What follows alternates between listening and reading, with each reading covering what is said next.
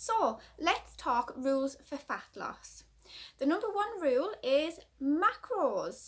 You must hit all of your macros spot on. This is absolutely essential. And the main three macros which you really need to pay close attention to are your calories. They're absolutely number one. Your calories, your protein and your fibre. They're the absolute top three that you must try and hit. So your calories, you must try and hit these spot on. I know at first, especially if you're new to tracking, this might be a little bit difficult, but just keep doing it and you'll get there. So calories, you need, so say my calories are 1,800 for fat loss. You need to hit this spot on. No going over, no going under. People think, well, why can't I go under? But at the end of the day, if you go under, that it's highly likely that you're not going to be fueling your body right. You're not going to be getting the essential vitamins and minerals that your body needs. If you're going under your calories, it's highly likely that you're not going to be hitting your other macros. A good way to hit your calories is to track the night before. So if you're putting everything in your MyFitnessPal or another tracking app, the best thing to do is plan ahead. Plan what you're going to have the next day. I know for some this might be a little bit difficult, but just give it a try. It's what I do every night. Every night I plan exactly what I'm going to have the next day. Obviously there may be things that you may need to change the next day, but at least you've got a plan and it can just be adapted the next day. So say I was going to have an omelette and I just put in 80 grams of egg. I put that in ready, but then the next day I still weigh my egg and then I just adjust it. So it might be 75 grams of egg. It's just planning ahead so you can hit those calories. So the next macro is your protein. This is absolutely essential. While you're on your fat loss journey, it's best to set your protein at a higher rate. This is just because protein helps to burn your fat.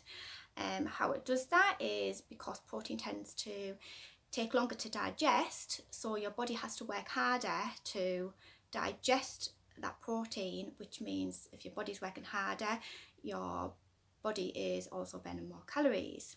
It also helps us keep fuller for longer. It's much more filling.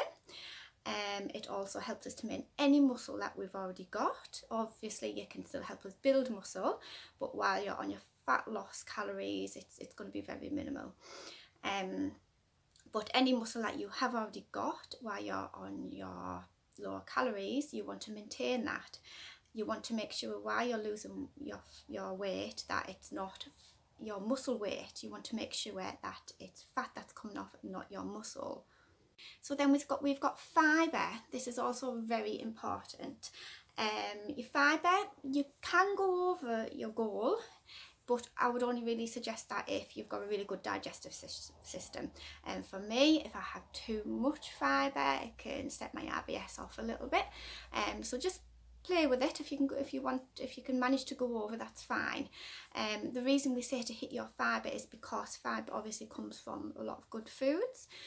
So if you're hitting your fibre, you're likely you've got good nutrition, which is brilliant.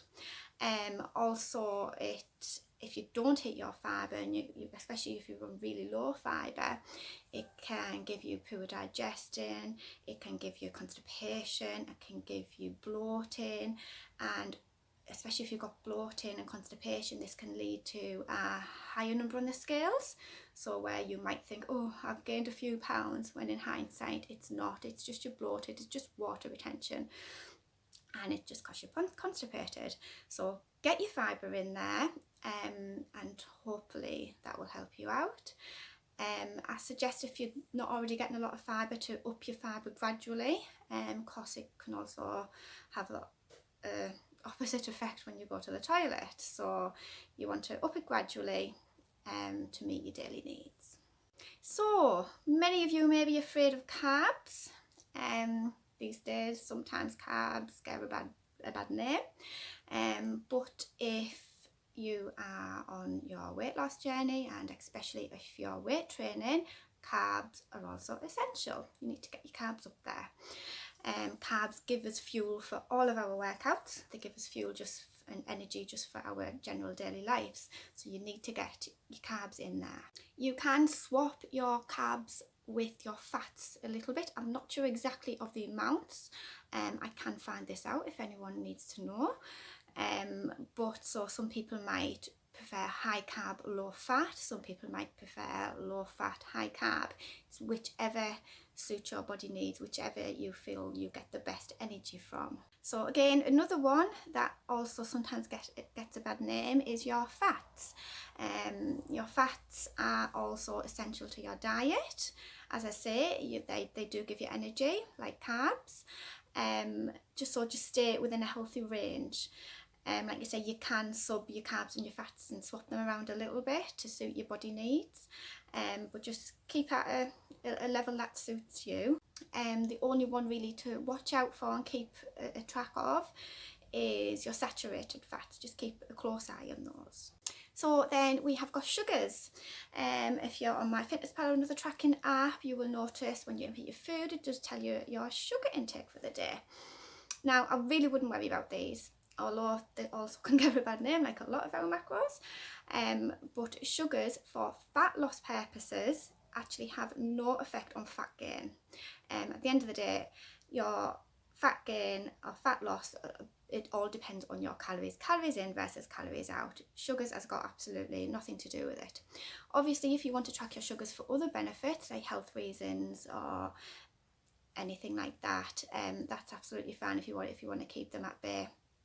But for fat loss purposes, it doesn't matter. You can go over them. I go over mine most days because I eat fruits and things, but it pays no difference to your fat loss at all. Okay, so water. We all know we should be drinking our water. To be honest, when I first started out properly, I already thought I was drinking a lot of water.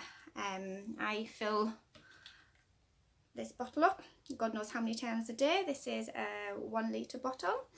Now, I already thought I was drinking a lot of water until about 2 years ago I started actually tracking my water and noticed I wasn't getting enough, even though I felt like I was always drinking.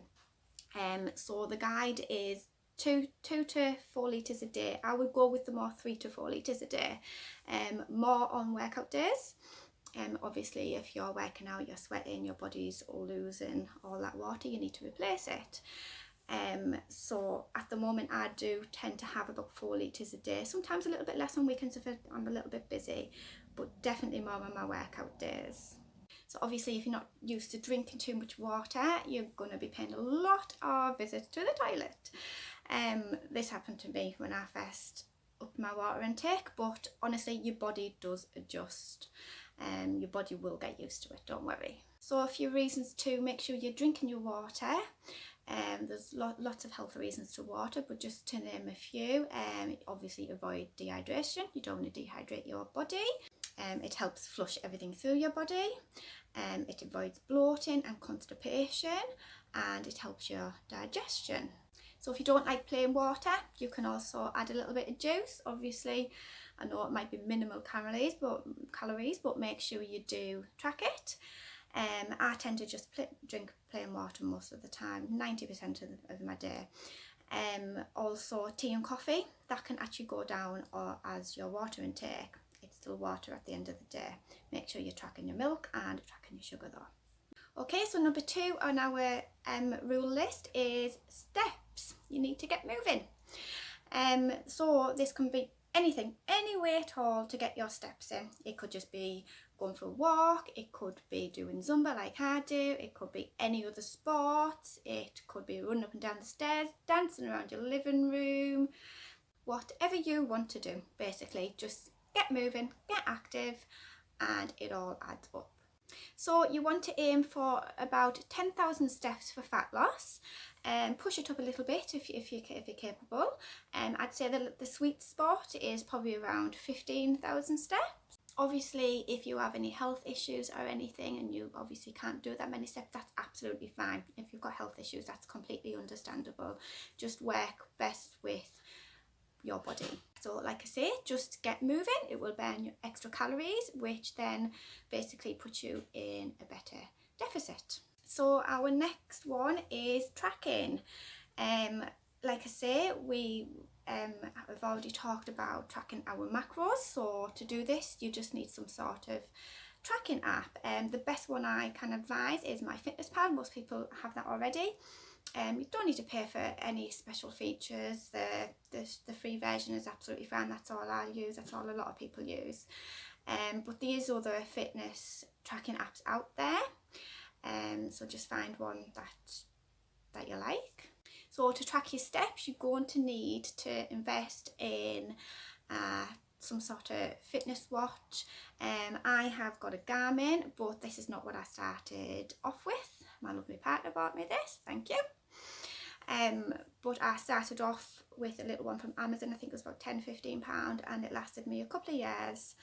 And then obviously I upgraded. So you don't need to buy anything expensive, just as long as it can track your steps. Okay, so body measurements and progress pictures. So sometimes we may step on the scale and we may not see much of a difference, especially when you're lifting weights, because sometimes you can actually gain muscle and lose fat at the same time, but that is definitely for another video. It's called a body recomp, and I will go into that later. So I would say every week, when you're doing your weekly average weight, to also measure. So obviously write down your measurements for your stomach, write down your measurements for your thigh, for your glutes, for your arms, and just keep doing that every week and compare, because sometimes the scales may not move much, but there's a massive difference in your measurements. And progress pictures. Now, I'm a little bit guilty of this one. I don't have many, but be sure to try and take a before picture, so you've always got something to look back on and compare with, especially if you're not feeling very motivated, you don't think you've lost much. It's always good to look back and think, oh, actually, look at the difference. It's amazing at the difference when you do look back on pictures. I'd advise taking one from all sides if possible, so your front, your side, your back. Get your partner to help you maybe, just put them in a little safe folder in your phone and just keep adding to them, and put them in a collage maker later on, and it's amazing how much difference you do see. So going back to your weekly averages, I've just realised I haven't actually explained that one yet. So another thing you really do need to track is your weight. This one is a bit obvious, but some people step on the scales once or twice a week, and they either don't see much movement or they see a big loss, and sometimes it's not actually the true measurement. The best thing to do is weigh first thing on the morning, preferably after you've been to the toilet, before you've drank anything and eaten anything, so it's your true weight. Weigh yourself every morning, track it down, write it down. I would advise getting a weekly average tracking weight app. So there is one called FitSlip that I know of, and that does your weekly averages. So you input your weight every day, and at the end of the week it tells you your weekly average. There's also some like Garmin, if you've got the app of Garmin, or maybe Samsung or something like that, they may also do weekly averages. I'm not sure, you'll have to check on that one. But there is some free ones out there. It's just having a look at all the information on the app before you download it, because I know I clicked on quite a few to find one and they didn't have a weekly average, it was just daily. So make sure you find one with a weekly average. Like I say, the reason we track daily is because your weight can fluctuate so much.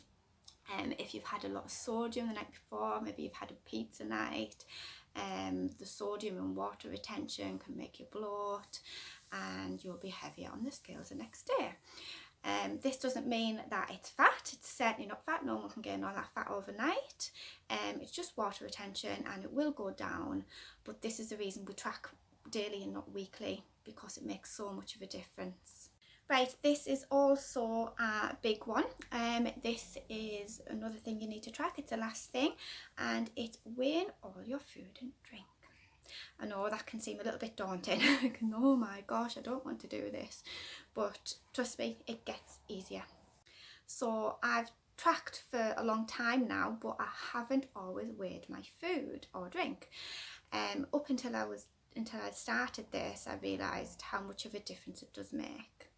So this is because obviously some people might put in the MyFitnessPal that they've had 2 slices of bread when they've made a sandwich, which may be 200 calories. But if you weigh that bread you might find you've actually had 230 calories, because the weights of each slice are actually completely different, same as eggs. No egg is the same weight. Also things like yogurts, I buy these Arla protein yogurts, and I think they're meant to weigh 200 grams. I don't think I've ever had one that's weighed 200 grams, which means they're meant to be 20 grams of protein. I'm never getting 20 grams of protein. All these little grams of protein do add up, so just make sure you're weighing your food and inputting it in as grams and not per slice, per egg, etc. It can be a little bit difficult to do at first, and I might upload some videos at a later date to show you some little tips on that. But once you get into doing it, into your routine, it just comes natural. I literally weigh everything. So our next one is resistance training. I would highly advise you, if you're trying to lose fat, to add some weight training sessions in there. This will help you maintain any muscle that you've already got, like we've spoken about earlier. You don't want to lose that muscle and end up skinny fat. Also, lifting weights burns more calories, giving you a larger deficit. And also it's known that when you weight lift, when you're adding resistance, that it actually burns calories for hours after, even at rest. So unlike cardio, where it's absolutely brilliant for your fat loss because you're getting your steps in, it doesn't continue to burn those calories once you've finished your workout, unlike weight training. So while your body's resting, maybe sleeping at night, and it's recovering, it's using loads of energy to repair those muscles, repair that muscle damage that you've given it in the gym, and it's burning those extra calories by doing that. So obviously some of you will already be doing that, I would imagine, but there is a lot of people out there who haven't lifted weights before. I would just advise, like I've said in some of my other videos, to start off light. Don't go copying everybody else's weights. You need to start at the bottom and work your way up. Obviously I know some people also work from home, like myself, and don't necessarily have access to gym equipment or weights. Even if you haven't got any access to anything, tins of beans, water bottles, get some of those big large water bottles, fill them with water, half fill them until you can manage the weight, and it's a starter. If you are in a position to purchase a few items, I would maybe start off with some dumbbells. Obviously weight range, I don't know what you're capable of, but I think I only started off with 3 kilogram ones, 2-3 kilogram ones, and then obviously I've built it up over time. You can get sets out there that give you so many sets of dumbbells in one, so you can work your way up. There's also adjustable dumbbells. I do have some of these, and they are brilliant. A little bit more pricey though, so if you're just starting out, I would just go with the normal dumbbells.